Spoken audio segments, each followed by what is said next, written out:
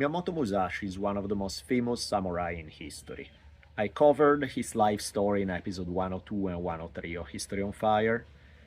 There's a biography of his written by Eiji Yoshikawa. It's highly fictionalized, but still, it ended up selling over 120 million copies.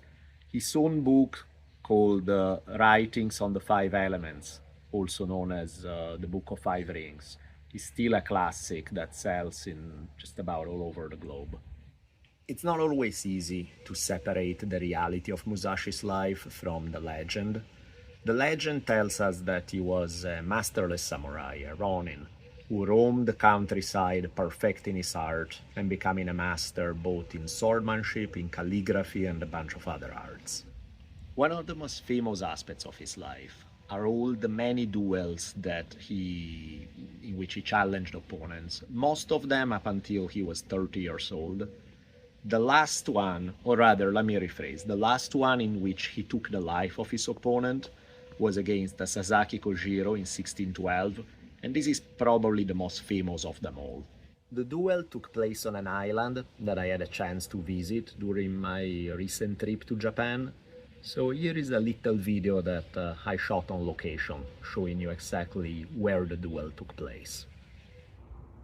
This spot where we're standing is very dense with history. Not only is this area the site of the last battle of the Genpei War, but that island over there, the little one in front, is actually where Miyamoto Musashi and Sasaki had their famous duel, one of the most archetypal duels in samurai lore.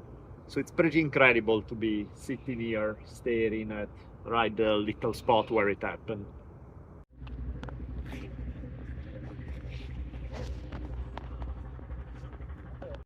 So here I'm standing at the site of the Musashi duel. You can see here the sculpture of the stories that Musashi, as often he did, he arrived 2 hours late to the duel, which really pissed off his opponent, who was ready for the fight. So he met him, walked toward him as Musashi was just disembarking from the boat, ready to fight, pulled out his sword, threw the scabbard in the ocean, and Musashi started picking on him, going like, throwing a scabbard in the ocean, huh? I think if you believe you could win, you would need the scabbard later. This is clearly a sign that you think you're gonna lose, which pisses him off even more. The guy swings, managed to cut through this thick rope headband that Musashi had on his forehead, but barely misses Musashi's head. At the same time, Musashi uses this really long wooden stick. He didn't even use a sword, to just crack his opponent's skull, killing him on the spot. And this is the island where it took place.